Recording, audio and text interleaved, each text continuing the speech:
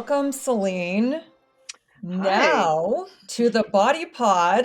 So it's your turn to be in the hot seat. I know, it's great. I feel like we see a lot of each other these days.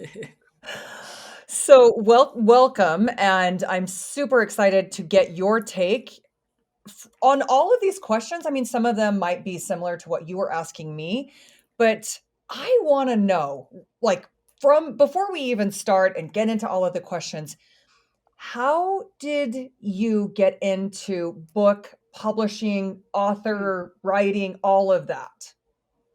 Yeah, I honestly always wanted to be a writer. I didn't even really know what that meant. Like when I was in high school, even my health teacher, when I would hand in things, she would say, "You should consider being a writer. You have a really good way with words and you put things together well." So I thought, and it was just always something that I wanted to pursue. But I didn't necessarily want to be a newspaper journalist, and that's all I really knew at that time. So I went to college and I thought, I'll go pre-med. I don't know exactly what I was thinking, but I started pre-med and then I thought, I don't want to go to school for 8 years. And I pursued English, anatomy, and also advertising copywriting of all things. Like I was just started cobbling together this degree. And it's funny, Haley, because I use all of it. Like I now sort of sell health and fitness and write, and so it's what I ended up doing. So I got out of school with this sort of communications degree with this scientific background, and I became a science writer. So I was writing for very sexy publications like infectious diseases in children, and like literally. And I thought I don't want to do this for the rest of my life. And then I discovered Rodale Press, and Mm. they did prevention, men's health, women's health, bicycling. And I thought, that's it. Like, that's what I want to be doing. And I just kept sending them resumes and they kept rejecting me. And then one day a headhunter that they had hired found, I guess, all my resumes and called me and I got a job there. And that's how it all started. Wow. Okay, so you can be a ghostwriter, Mm-hmm. and I mean, like, do you do the editing as well? I'm not familiar I'm with not Yeah, as this. much how of an does that editor. work? Well, writers and editors are very different jobs. I prefer being the writer. So the writer is the person who takes all the information, synthesizes it into a construct or an idea and puts it together in whatever language they are looking for to communicate to the audience that they're looking to communicate. The editor takes that and essentially finds what's missing, what's wrong, what it needs, how to work it. They work that piece of material. So a good editor always makes a writer better. Mhm. And Mhm. I filled in for a couple of my editors when they were on maternity leave and stuff. And I thought, this is such a unsung profession because they don't get bylines. They don't get any credit. They don't get any of the glory. My Mhm. name is on the piece. Other people's names are on books, but the editors, like a good editor is worth their weight in gold. They make everything so much better. Well, I would be fired day one on either of those jobs. Please don't make me ever write a book. I would for sure need to hire you. Mhm. Well, I became familiar with you from, as a lot of women have, through Dr. Stacy Sims and the book Yep. Roar Yep. and Next Level. Yep. So, how did you connect with Stacy? Was it through the cycling world, or how did that happen? Indirectly, yes. I hadn't actually put it together that way, but indirectly, it was through the cycling world. So I went out on my own after about 3 years of being inside a publishing house because I always wanted to be self-employed. So I went out on my own and I freelanced. And I was always looking for people to partner with and to do books with because when you're a freelancer, a book is a great gig because you have a check. You have like Yeah, for a you're going to get while. paid. Yeah, for a while.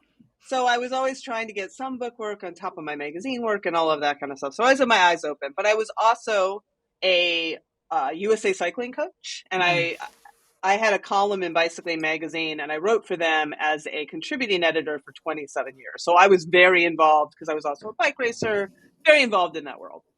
And I would always have to go every 2 years to this USA Cycling Summit, which I would dread with the strength of seven suns because the same people would get up there. It was all men, and they would literally stand up there and say things like, and they would be in charge of the women's group, and they'd be like, "Well, I don't really work with women, but this is what I think you should do. And I'm like, you don't work with women and you don't care. And it would just be so frustrating to me.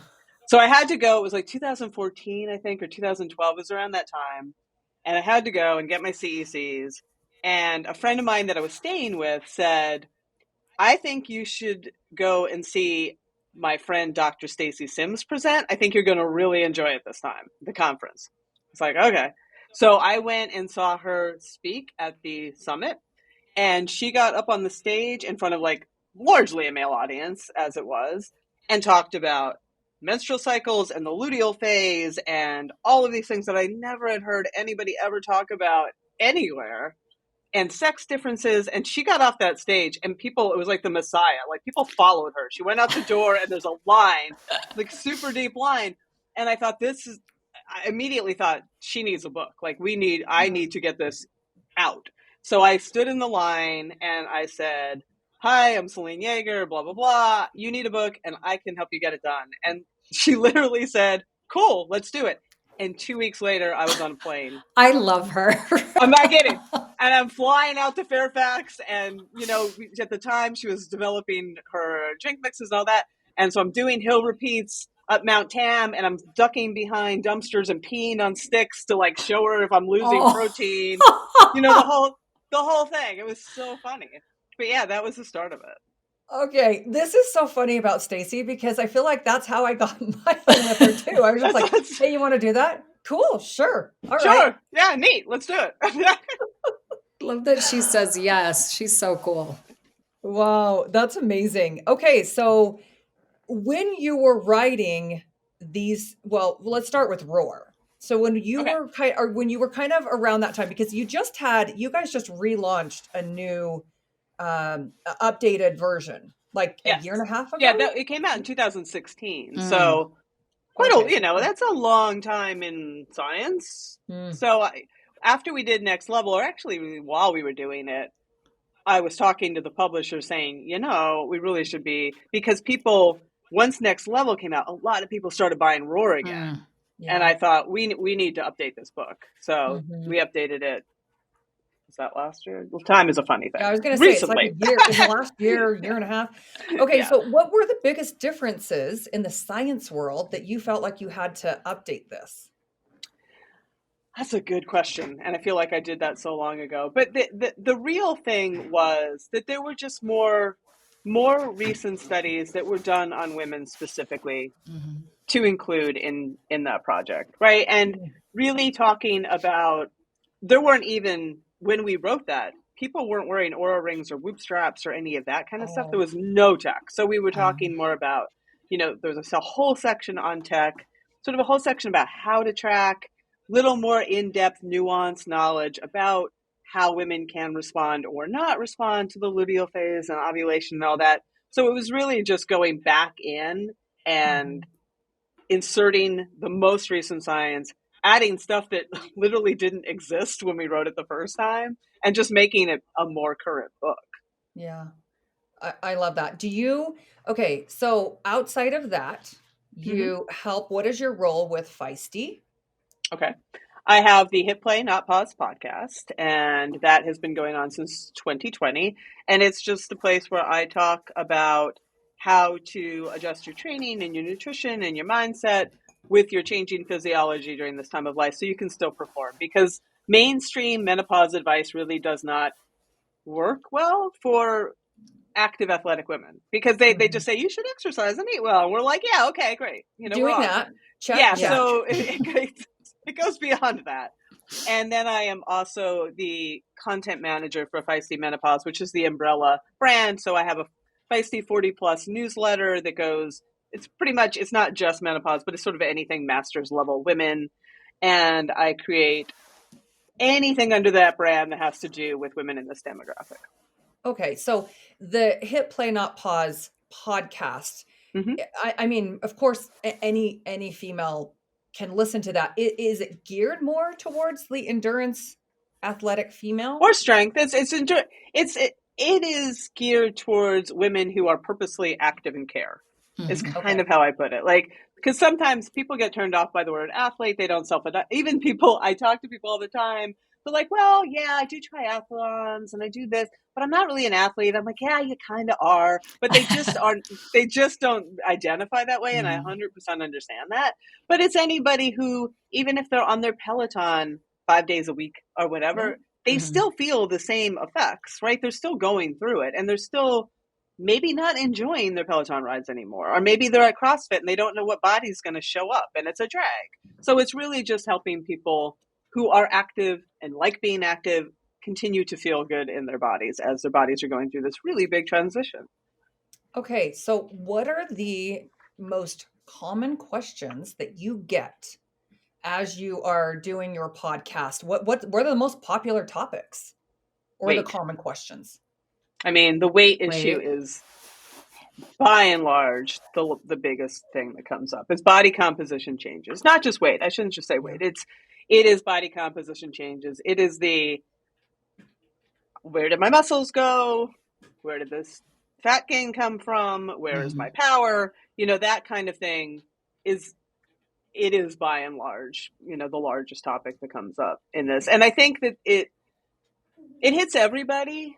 I believe it lands differently, if not harder, for this population because they're so accustomed to work in, outcome out. Yep. Like I do this work and this is what happens. And when all of a sudden you're doing this work and following the same Training Peaks plan, the same nutrition, all the things that have been working, 1 + 1 = 2, and all of a sudden it's -5, it's very disorienting. So, along with these hormonal changes, do you think that then there is a need to train women differently? I mean, Than men or than men. or women in Yes. the Oh, I think there's a need. Yes. Let me preface this by saying I, of course, came up not training any differently than men, right? I was in a very male-dominated sport. I was quite successful. However, once I met Stacy and started learning more, a lot of dots got connected. There were things that I would experience. I would be on my bike and I would not be able to, I would just overheat right away. I would be racing and there would be certain times that I would just I would not be able to thermoregulate. I'd be overheating or my power didn't feel right. And I never, until she had me track, and I was like, oh, it's always sort of at the same time of my cycle. And then I learned, and sometimes it's just simple things. Like I would learn to just really get on top of my hydration. I would use preload products just to make sure I was super hydrated going into these things. Little things, but it makes a huge difference when you're racing your bike for 4 hours. When you're doing these kind of things, that kind of stuff makes a huge difference. So I don't know that I necessarily would have cycle synced or done things like that, but I would have been more in tune to my cycle. And I would have been more in tune to how it impacted me and how to work with that so I could just keep performing and not be flummoxed every 25 days, because I never tracked. I was like, what is happening? So I don't think people need to, I think that you can take this idea of training differently for a woman over the top, and I think you see some of that, online, but I do think that women, because we are so hormonally driven, our hormones are so different, we do need a different approach. We do need somebody who at least understands that. There are times of the month that your joints might be different, and women at postpartum, I remember after I had my daughter, I felt like Gumby. I'm like, I don't know what's happening. I might pop a shoulder out. I'm not sure what's going on. You need someone to really understand those things. It's important. And women we take a journey with our hormones each month and over a course of our life. And so I think it's just important. And I will say one other thing for people who do like cycle syncing, because I don't want to just trash on that, because I do think that the people who do it and are very successful with it, one of the things that makes it successful for a lot of people is they're following structure and a sense of periodization where otherwise they were not doing anything structured. So if you purposely train at a certain intensity at certain times and then give yourself rest and then work on technique, that's going to be successful for you, right? And if it happens to sink in with your physiology, all the better. Yeah. And I think there's always in every field we see this pendulum swing where there's no one paying attention to this and now everyone's paying attention to it. And the magic is usually in the middle of, because you have the pushback right now is a lot of experts that are like, but there's no difference in the literature, or there's no difference for, this specific thing in the literature. I have thoughts on that. It's very hard to replicate a lot of this in a laboratory exercise study. And also, women, you just because you can hit certain numbers doesn't mean you feel great while doing it. Mm-hmm. And it doesn't mean that you're going to recover well. There's a lot of nuance to this, like I was saying about hydrating or like overheating. There's a lot of stuff that's just not captured there. So you can say, well, you hit the same power numbers. Okay, that's one piece of the puzzle. What was my RPE? How did I feel? Did it feel harder? Did it feel easier? How did it feel after? There's a lot of stuff that just isn't captured when you have 20 women doing a 6-week study. Okay. That was it right there, because I've never really thought of it that way. I've seen it as the pros and the cons that come from these studies. And I haven't really put it into that light. So thank you for sharing that. So you coach women. Do you you do the podcast, but do you coach women individually as well? Not anymore. Okay. I used to be a trainer and a coach individually, and I do not have the bandwidth to do that. Yeah. And honestly, the one-on-one was not ever the programming one-on-one was never my favorite part of the thing. So I have put that aside, and I work just with my broad brushes, and I let people like yourself go into the individual work. Okay, so let's talk then about, you have, from all of these collaborating leading experts that you have written books with, or that you're writing a book with right now, where do you see, like, what are the similarities and what are the differences between, because this is a huge issue where I know we have talked about this, maybe in your podcast, or maybe when we did our pre-podcast that maybe should have been the podcast. Happens all the time. Where we talk about this, people will come in and just be like, but this person said this. This is it because they said it. And we're like, well, there's always a realm of everything. So what are the similarities and differences that you have seen with working with, different experts, writing a book, or even in the podcast world? I think broad strokes, at least a lot of the people that I work with, I follow, collaborate with, have the same wide guardrails, let's say it that way, that or hit the same broad boxes. They do, women should be resistance training, some of that should be heavy. You need some form of cardio. What does that look like? People don't necessarily agree on that. That's definitely a point right now where people are like, oh, zone 2 or no, there's all those arguments. How much protein should you eat? But I think they all sort of believe in the overarching ideas of those, that you need these things. It's the nuance where they have different ideas. And as somebody who has written books for 30 years now for all different people, you can find literature to support almost any of those nuances. That's just true.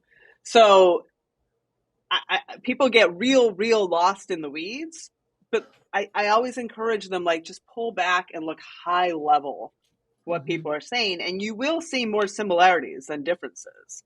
And then what works for you? And you and I talked about that when we did our show. It's like, you do need to be an N of one then at some point and try a couple hats on. Which one looks best? Which one fits best? And that hat might change. Yeah. It might change over time with you as you change. And that's okay. There are many ways up the mountain. I always say that there are many ways up the mountain. But on a very broad level, a lot of the experts are kind of saying the same high level things. They just have different ideas about the execution within. Perfection. So I love, there's more than one way up a hill. I always say there's more than one way to skin a cat. Yours sounds way better. I know that's. So for women that are confused, because this can be overwhelming and confusing, is that the advice you would give them to help them navigate this? Yes. I mean, I would always tell them, look high level. Like, what are the main points that you're seeing? You know, what that these people are saying that you need, and then what do you need to fit in your life? I've seen people who upend everything they're doing, even though what they're doing is working, and that makes no sense. So if what you're doing is working, Yeah. great, yay, keep doing Yeah. it. Do not need to change it. This advice is really there for you when your physiology starts to change, and I see this a lot, and what you have always done is, like we just talked about, isn't yielding those same results. Then you do have to pull back and think, okay, what is happening? I need more stimulation for my muscles. I need to lift heavier. Maybe I'm drowning in volume. I don't want to do all that volume. I need to bring that back. And then experiment with that as you need to for what fits your goals, and be open to trial and error for a while. People do, and I understand that. I understand they want someone just to lay out, tell me what to do every day. Mhm. Just tell me. And you could start there. And if it's not working for you, then you need to adjust. But Okay. that's why So working with people like yourselves is useful, because you have somebody to bounce that off of. yeah. And I mean, again, if we pull back, because the nuances and the controversy and debate online between 30 grams and 40 grams, just freaking eat protein at every meal. Yeah. It depends on the age. It depends on the goal. Are you in a fat loss phase? Are you building muscle? What's your age? Like, what's your height? What's your weight? All of those, like, everything comes in context.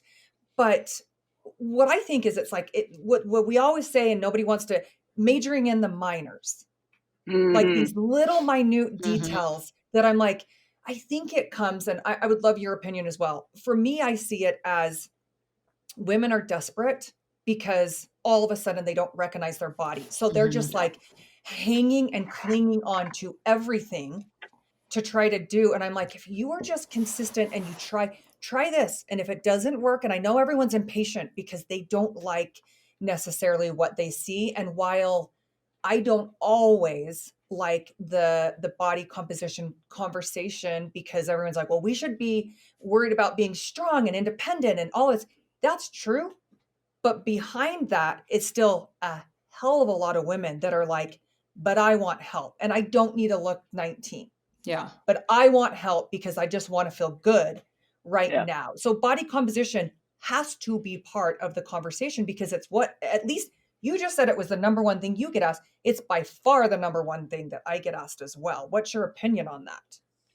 It's 100% true. And I struggle with this mightily, because there are a lot of women in my group, I am among them, who have struggled with eating disordered and disordered eating over their lives. And athletes get a lot of, we've come up with race weight and you can't be thin enough.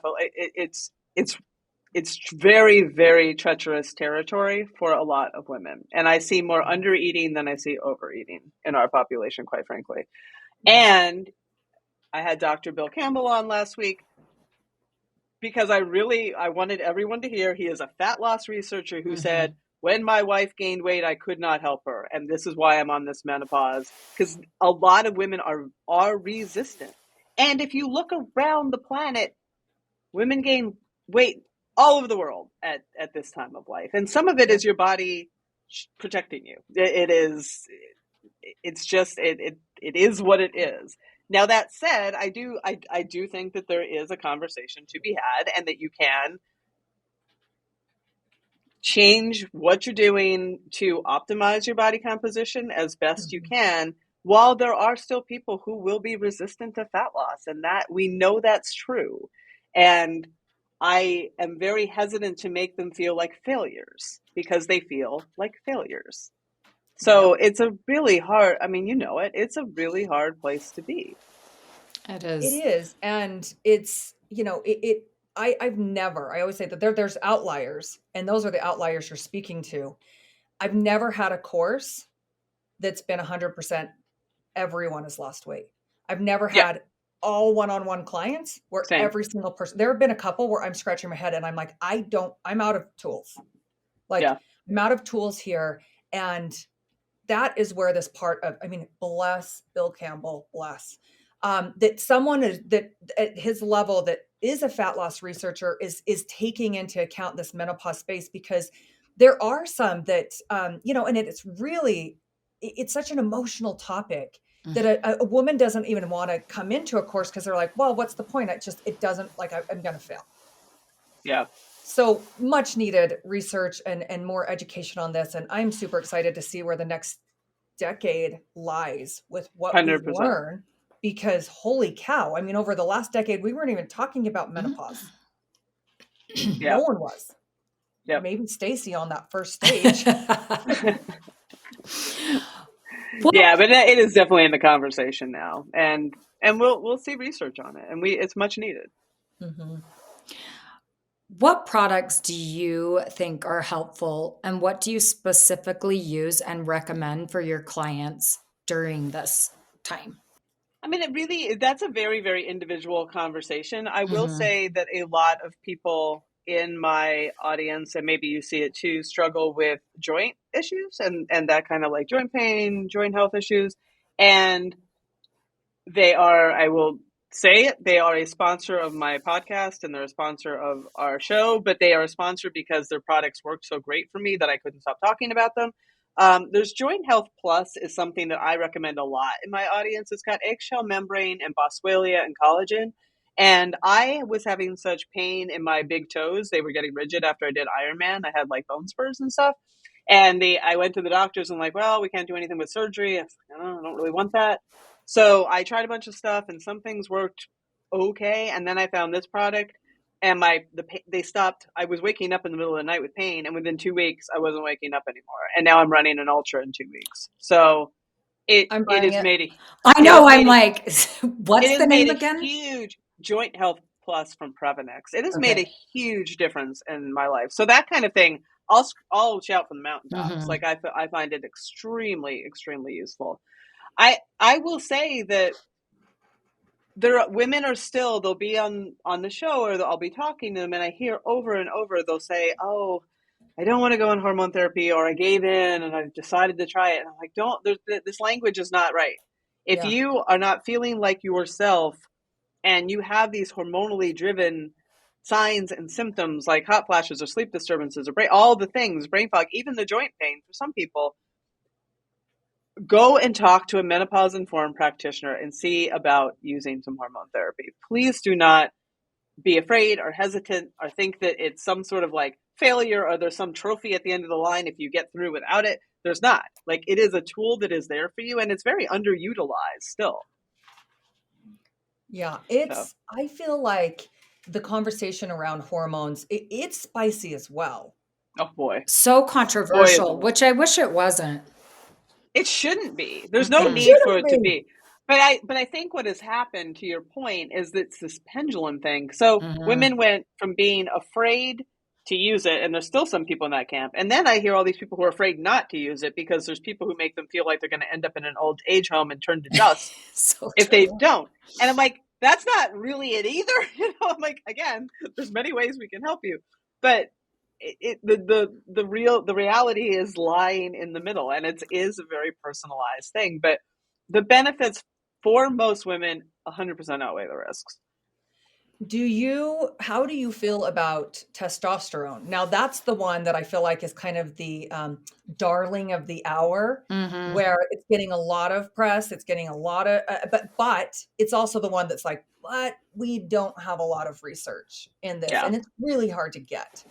I'm curious your thoughts about, is this like the one that is kind of the shining star of all of the different hormones that we would take? Yeah, I don't actually think so. From the experience, and as a competitive athlete, I have seen illicit testosterone use in my day, and I've seen, other things. You need pretty high levels to get real performance gains. And I'm talking from my end of the thing. Like, I know athletes who have permanent voice changes. Their voices are deep forever because they Wow. went high on the testosterone. I do think that we are going to see it become more of the accepted cocktail of hormone therapy options for women. I'll put it that way. Susan Davis, who I had on the show, is doing quite a bit of research on bone health and muscle health and testosterone to see where it fits in that. And I think we do need to include it in the broader conversation of what women need, as opposed to just estradiol and progesterone. But it's never just one thing, right? There's so many different hormones. It's never, in my opinion, I think what we're going to see, it's not just estradiol either. Estradiol is just one form of estrogen, right? There's a number of them, and we make about 3 or whatever. I believe as this research evolves, we are going to see far more nuanced care and precision medicine around hormones. Because everyone's different. We all have different receptors. I've had my hormones checked and they are low, but I don't have any hot flashes. My bones are great. My arteries are great. And when I tried to take something a little higher, I felt nauseous and woozy and not good. So everyone is very different here. Well, I'm feeling super space cadet every time I've done a podcast or have my group calls, because the brain, like out of nowhere, I'll be talking and I'm like, sorry guys, it's gone. Now, luckily to this group of women, everyone gets it. Yeah. But I mean, I'm just like, what is happening? That's the biggest symptom that I see, that out of nowhere, I'm just like, I can't think of the word. I forgot what I was saying. Have you seen Dr. Lisa Mosconi's work on this?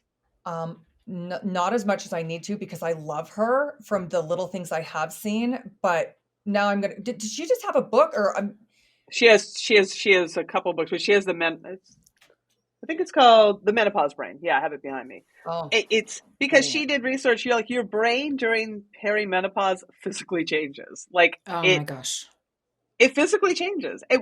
Our brains actually change every menstrual cycle, which we did. Like, who knew that? Like, there's a little adaptations that goes every menstrual cycle, but during perimenopause particularly, it has a change in the volume and a change in the glucose metabolism. And then it adjusts and reconfigures and finds other pathways of other energy systems. It's fascinating. But yeah, we definitely experience it. Some women more than other, but probably about a quarter of women go through some of that. I have seen in my group a lot of women, even if they're on hormone therapy, they find it doesn't always help. You must be on creatine, right, yeah. Kaylee? Like, some women find creatine helps. Branched chain amino acids, somebody just told me they find that is helping, but it's real, and there's no one thing that flicks that lever for everybody.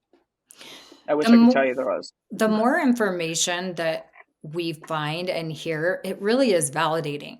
You're like, okay, so I'm not crazy. I'm not losing my mind. It's helpful. Totally. Because if you didn't know what was happening, you would think you were just coming undone. At least, like, when you know what it is, it takes the anxiety about it down a little bit, because you're like, okay, this is a hormonal thing. I'm just going to, do what I can and cope as best I can. It does get better. That's what I was going to ask. Like, please. Feel any better? So that's part of the mental, like, shift in menopause.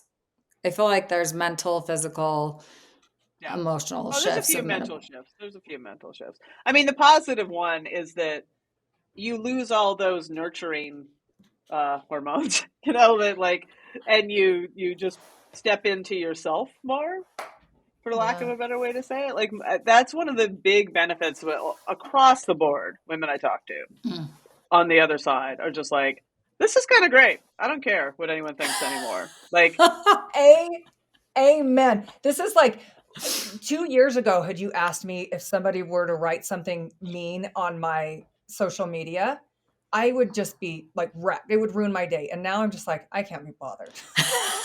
Whatever. Time to be bothered. Yeah, this is a positive for sure. Yeah. That's great. So how do you feel about adaptogens, and did you use them yourself? Or did you or do you? I don't right now because I don't feel like I need them. Mm. Well, I shouldn't say that. Like sometimes in training, like ashwagandha is also good for training stress. So sometimes I will bring that in if I'm doing a lot of heavy training. I used that one and I used Sashandra early on. Like I used the ashwagandha for like the anxiety and the stress that I was experiencing, and I felt like it helped quite a bit for that. And then I used the Sasandra just because Stacy had recommended it as something when you were talking about the brain fog. I didn't have a ton of it, so I thought it was like it did give me a little bit of a mental lift, but I didn't need that at that point anymore. You know, I used that for just a short while. Wow. Okay. And do you think that, in your opinion, have you heard from your community that women can they take adaptogens and hormone therapy? That's Yes. a question that I get a lot. Yeah, that's fine. The thing that you run into with adaptogens is thyroid. Mm. And a lot of women do have thyroid medication or thyroid issues. That is something that is usually a contraindication for using. Yeah. I didn't know Okay. that. So in your groups, we talked about the number one question or issue being the body composition that you get asked. But where is the confusion? Where are most people confused? Is it about the nutrition? Is it about the fitness? Oh, it's Um, about everything. I don't know if there's any. I don't know if there's any one. I don't know if there's any one. Um, yeah, because they are already. Most of them are already doing something, right? So then the mhm, confusion becomes. Often the confusion is how do I put all these pieces together? yeah. Because they understand that there is this increased need to maintain that resistance training. And if they've never Mhm, done that, how do you work it into endurance training? Because those two things can feel like they're competing with each other sometimes. yeah. And then there's mobility. Where does that, how do I fit this all into a schedule? So I think the biggest confusion that I see is honestly on the programming side of Mhm. like, what does this really look like in real life? Mhm. So, what do you do yourself? Personally, Yeah. oh yeah. So it kind of it varies a little bit around the seasonality of it because come summertime you'll find me on my bike an awful lot. Mhm. I Mhm. ride Me almost too. every day, very long on the weekends. Right now, like let's take right now, I'm training for this 30K ultra trail run, which is coming up on March 1st. And I did that intentionally to get through the winter without having to be on my bike outside. Like I've always had to, when I was racing professionally, I trained outside in the freezing cold on my bike and was like, I'm done. So right now I lift 5 mornings, 4 or 5 mornings a week, not always heavy, just something, just moving my body, Mhm. maybe Mhm. twice a week doing something heavy. I do a long run on Saturday. And then during the week, I'll do like one day where I'm doing hills. I'll do another day where I'm doing some form work, like some cadence drills, that kind of thing. So I'm doing pretty much something every day, except Monday is always a rejuvenation day for me. Mhm. I love that. So, I need to work on mobility because I always scrap that one. It's so If hard. I don't include it in my strength training, I don't do it either. I will never carve out a special time for mobility. But do you guys know what a tonal is? Are you Mhm. I familiar with have that one. I product? love it. I love it. Love it. I love it. So I have been following Christina Centenary's program. She does the strength training for runners. And she does all those controlled articular rotations. She does mobility, like 3 minutes of mobility before and after, and it is amazing. It is. It's Oh, the only way I'll do it. If somebody's like, "We're going to do this," and I'm yeah. Yeah. like, "Okay, yes, we are," but we're not going to do it too long, or I'll stop. And then we do our strength, and because I really do feel the difference. But Yeah. I'm like you. It's so hard to make myself actually do it separately. I won't do it. Have Do you you feel like become have you become a better runner or cyclist the older you get? No. The reason why I asked when you were saying something and it reminded me of a woman that I worked with years ago, and she was a huge runner and she loved to cycle. And I remember her saying, the older I get, the faster runner I am. And I'm actually a better runner and cyclist now that I'm older. How old was older? Well, I was like 21 at the time. So Yeah, I mean, I when we was think too. older, I mean, I feel like she was maybe 49, 50. Yes. Well, So she wasn't old, but yeah. So let me preface that. Like I started racing semi-professionally on my mountain bike when I was 40. And I raced pretty much from 40 to 48 or so at that level. And I felt bionic. I mean, I felt like, yes, I was way stronger than I was when I was in my 20s or 30s, 100%, yeah. and could race for days. I was a stage racer. So I do think women we peak later, definitely, Yeah, and I can wondered hold if on you to saw that. that. Okay. Yeah, oh, I definitely see that. And I just did a post about this. I've been very pleasantly surprised because I'm an on again and off again runner for sure. But my times are not really different now. I am going to be 56 on Friday, and they're not really different from when I was 36, honestly. I Like love I that. probably need more recovery, but like when they're actually just not that different.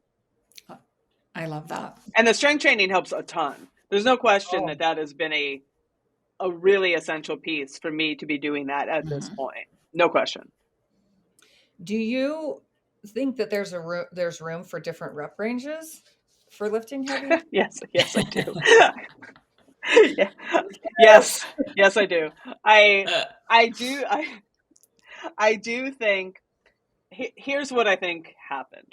If I can say this. So I think that when we were putting out the message to lift heavy shit and to lift heavier and to get in those lower rep ranges, we were saying things that had never hit women's ears before in a large way, in a mainstream way. Most women had Mm. never heard that. I had written for those Shape, Self, Marie Claire, Glamour, all of them. We never told anyone to lift less than 6 reps, ever. Like it was always 8 to 12, or Mhm. like the high, like it was always 8 pound dumbbells for 100 whatever. Mhm. Yeah. So telling women to get into, especially to build strength, and even like endurance athletes never lifted heavy to build strength. This is all pretty new in all of these spaces. And it's just an evolution of our understanding of how strength training works and how, all of that in with resistance training and with women. But it's not like that's all you need to do. Like you can do your heavier lifting and also do your, especially for accessory lifts, like I'll do a heavier lift for say a deadlift and do 5 reps or 6 reps, but then 8 to 10 of goblet lunges or something, right? I mean, these things can work together, and you still want to like give your muscles variety and their different stimulation, and there's still foundational work. So that's a long way of saying yes. Yes, I love it. Okay, so do you run any groups where you talk about nutrition and fitness for women? We have a course called Navigate Menopause, Mhm. and we talk about all of that. I actually have a dietitian who is part of that, a strength training coach who is part of that, a hormone endocrinology doctor who is part of that, and we have 8 modules where we talk specifically about all of these things for active women and how they can approach it. Yeah, that's great. And then that's something that you run on your own? That's through Feisty. That's through Feisty Okay. Media. Okay. Natural navigate menopause. Navigate Menopause. Navigate Yep. menopause. And is that year round or do you have like open close cart or is it a It's take in open group? close. We do it a couple times, 2 or 3 times a year, and we actually have March coming up. We'll do another session. Awesome. Okay, so we know that everyone is jumping on the Meno train for good or for bad. I think we're both in agreement that the majority of the experts that are getting a lot of the having a lot of the noise that are the ones that everyone's following have all like good intentions and kind of the same. There's differences, but there's similarities. But do you see this space targeting these women, all of us that are insecure already about this transition and that products are coming in and, magic supplements or magic workouts or whatever that are we in danger of getting, I mean, we're always sold We're to already there. anyone. Like diet culture has followed us, right? Like Mm, a lot of the menopause marketing is just diet culture wrapped up in another bow. I mean, Yeah. we've been here before, and it's the same, and it's the same insidious. We're going to prey on the things that are you're insecure about. I hate the term meno belly. I hate all of that, but that is what they're going for: skin, fat, this and that, and it's yeah, there is a lot of predatory marketing towards women because there's billions of dollars to be made. And I'll tell you, like I won't name them by name, but there is a major company out there that, for hormone therapy specifically, that in their marketing has like, do you want to fit in your slim clothes again? And they're talking about hormone therapy like it's going to help you get into your slim clothes. And it makes me so angry. It makes me really, really that is angry so when I see bad. that. Yeah, I actually it saw really does. something that there was like a creatine product that was also going to make you lose weight or something. Like, come on. Yeah. I But I mean, mean, it's sad. I mean, every it's time I run groups, people will send in and be like, "What do you think of this? Was it all the an time. infomercial?" I see it all the time. Probably not. Well, and this is what I tell people, and I say this all the time in the course, in the Navigate Menopause course. I say it in the Hit Play Not Pause group. We got 34,000 women in there. I say it all the time. I say if there was one thing that worked that well, 100% of us would know about it. Like everybody would know. Such a good point. There's no secrets.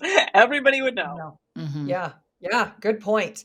So I love the statement that you made on your Instagram that said menopause does not have to be a full-time job. Can you dive into that? Yes. Well, I've had people like literally come up to me sometimes. We have menopause retreats in Lake Nona where we teach heavy lifting and we do all this stuff. And like this woman, almost in tears, she's like, this feels like it's going to be a full-time job. And I'm like, it doesn't have to be, I promise you. And it's kind of what we just talked about. Like they hear all of these Hmm. components that will help them and they feel like there is no way I can do all this in one day, let alone whatever, do it day after day. And that's when I talk about like what I just told you with that mobility. I do need mobility at this point. Like there's no question I Mhm. do, but I don't need to do 45 minutes of it. I'm not exaggerating when I probably say I do 3.5, maybe 4, and it's Yeah. bookending my strength training. So that's not a full-time job. That's not that really, really that much time. Yeah. So you can work this stuff into your life in a way that is attainable and doable and does not feel overwhelming. It does not have to be this full-time job. And I tell people like hit the big dominoes, like Hmm. if you're not sleeping, address your sleep. Like get on top of that. Mhm. If you're having mood issues or you're have like get on top of the stuff that's really disruptive, get on top of the things that are going to make a big difference in your life and take like one little piece at a time. You don't need it. Nobody needs to do everything. Yeah. Well, I mean, and I'm sure because again, I feel like we're the same person in different groups. Totally, you guys are. Somebody's like, but I really want, I really love my yoga class, or I really love my, my whatever boot camp. I really love it. Why are you asking me permission to do it? Do it. As Hmm. long as you have a strength, like some strength training in there and some Yeah. cardio in there. I mean, there's maybe what might be slightly better, and then there's what you're going to do, and that's just like good, Yep. good enough. And if you love it, do it. I mean Do it. that's if you love it, there's a reason you love it. It's doing something for you that is enhancing your life and you're probably good at it. Yeah. So that's what people are attracted to. You Mhm. wouldn't love something that made you feel bad or that you Yeah. weren't good at. Like that's not human nature. So yeah, you don't need to give up that kind of stuff. I hear that too, and it makes me sad. Like that's not the point here. You'll be more Yeah. consistent if you love it. 100%. 100%. And these people who are the cortisol conversation just has me cross-eyed. There are people who are just afraid. They're afraid to exercise. Like, what is happening? Like, Yeah. you need cortisol. You'll be dead. You want to be dead? You need cortisol. I mean, you need your recovery too. And you probably need to focus on that more than you did when you had more hormonal support and you were younger and you didn't need to concentrate on that recovery piece as much. That's really the message, not we need to demonize cortisol. Oh my gosh. I mean, it's like when we are creating barriers for women to know what to do to even exercise that they don't want to exercise, this is a problem. It's a problem. I agree. 100%. How do you feel about continuous glucose monitors? Do you have an opinion? Have you ever used one yourself? I do have an opinion. I do think, as with many things, I think they can be oversold. And I think that I had a very interesting experience with glucose monitors. I tried one of the very early ones. It was called Super Sapiens. They were trying to get into the sports market, but having a lot of trouble because of the FDA and everything. But I tried it, and they had not, and this is still part of the problem, this is still pretty new to you using this technology in a metabolically healthy population. So we don't really know what all the data means yet. Even the experts don't know what all the data means yet. So I would put this thing on, I would do a race, I would try all these things. They had them on World Tour Pro guys, and I was talking to their scientists, and they were like, we can't believe the numbers we're saying. We don't know what this means. We didn't expect them to be having these 200, like the numbers were out of this world. And they were just flummoxed. They were like, I don't know what this means. And that's like, that's just true. Like, nobody had ever put one on a Tour de France rider and been like, go see what that looks like. We just don't know. So, but what I think is useful about them, and what I did learn, I did some experiments, and what I took home more than anything is that stress is real, and stress really does impact your blood sugar more. You think about that, you write about that, but I would be just chilling out, and then I would get like some email that would rile me up, and you could see it spike. You could see it spike. You could see my blood sugar go up. It was really interesting. And I did experiments where I would have pad thai, right? I would have pad thai on like a Tuesday night after whatever, and it would be up, it would spike. But if I was chilling, watching a movie with my family on a Friday night, it would be nothing. Like the glucose response to the same meal can be so different depending on your set and setting and state of mind. No question. And last thing I can say about that, the power of a walk is unbelievable. I was just going to ask you that. That whole idea that, like traditionally people would like stroll after dinner or whatever. Do it. Everybody should stroll after dinner. Yeah. It is so good for you. It's crazy what it does to your blood sugar levels. It's amazing. Wow. Yeah. So it was very, like, I wore one for about 6 months, and I watched things, and I did experiments, and I learned, from it, but I don't think we all need to be walking around with them all the time. Yeah. Like, I don't think that's true. And I think that in some people, they're more harmful than they are good, because they end up eating in a very unhealthy way because they don't want to move their blood sugar. And that's not wise. I mean, you could sit there and just eat lard all day if you want. You could eat a stick of butter. You could eat a stick of butter with pork rinds and not, like, what are we doing? I actually saw someone on Instagram that was eating like butter, just eating it. And I was like, I'm confused. I'm confused. What are you doing? Okay. And they followed that with a coffee enema, I'm sure, because that's back too. I'm like, what's happening? It works well when you put it in the other hole up here. It works really great. You should just try that. Sorry. This has gone off the rails. Oh my gosh. Okay, before we wrap up, can you it's time for you to go. It just got exciting. Can you talk about any projects that you're working on, or that you're excited about? Anything you're excited about? Oh, let's see. What am I excited about? We have a gravel cycling camp Feisty Menopause is partnering with Thompson Tours, and we're going to Girona, Spain to have a week-long gravel riding, which will be amazing at the end of April. Because you know what? The magic really happens when women get together in person. Like I find that at the retreats, I find that it's just, man, people really open up and they get clarity, and it's just so wonderful. So I'm really looking forward to that. And I'm working on a book with Dr. Vonda Wright. I think I had shared that with you before, called Unbreakable. She talks a lot about, I learned a ton about bones and how bones communicate with your brain and the rest of we think of them as inert, like just rods, but they're not. They're living organs within our bodies that women really do need to pay more attention to. Is very, very important. So I'm excited for that one too. So those are the two things. Navigate Menopause is ongoing, and all the stuff with Feisty is always exciting. So yeah, life is good. Good. Where can people find you? FeistyMenopause.com is the best place, because then you can find the course, the podcast, all the stuff I write, the blogs. It's all there. And what's your Instagram? It's at Feisty Menopause. Okay. Yep. You are amazing, Seline. So thank you for joining us and for your expertise. And man, one day I want you to write a book for me, but I don't know what about. So. I know too. Maybe work that first. We should workshop that a little bit. Yes. Thank you so much, Seline. Yeah, thank you. We will keep catching up with you and listening to the Hit Play Not Pause podcast. Thanks so much.